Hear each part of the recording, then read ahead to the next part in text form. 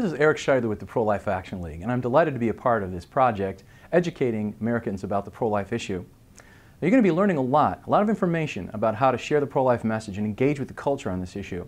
But I'd like to touch upon another point that you need to have understanding of if you're going to be an effective witness, and that is how to share the pro-life message. What does it really take to dialogue with people and change their minds about abortion?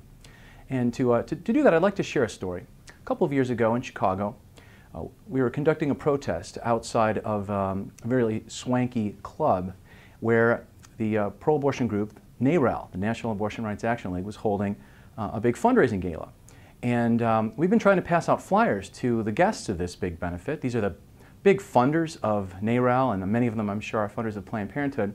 And it was very difficult to pass out flyers to them. But one woman did come over to try to talk to our group. And she said, you know, I want you to know that I think abortion is the very last option. Now, it was an interesting thing for her to say, and I wanted to learn more about why she thought that. She's obviously very supportive of legal abortion. Why would she say it's the last option? Unfortunately, as soon as she said those words, about 5 or 6 different pro-life activists, great people, people who really want to make a difference, sort of pounced on her. You know, what about the babies? You don't understand, you know, how dare you tell women? And this woman shut down. She had no opportunity to continue the conversation. And it really struck me because I tried to dialogue with her and ask her why she felt the way that she did. You know, what was it that made abortion the last option and not just perfectly fine?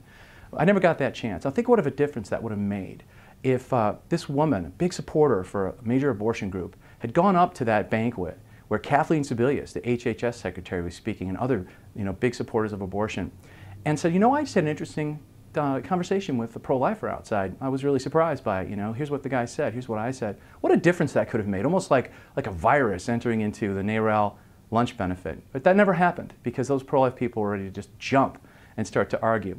So I encourage you, the number one thing you need to do if you're going to be an effective witness for pro-life is to listen. It's hard, it's difficult, but to really listen to what people are saying, take the time to listen, assume a posture of listening so that they know you're not just waiting for a chance to jump in there and start pummeling them with all the facts and figures that you're learning from these videos.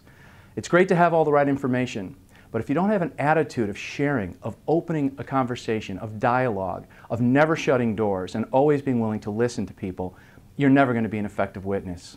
So learn the facts, but then present them with a spirit of sharing, an ethos of charity and friendliness. That's really what's going to make a difference and convert people to the pro-life cause.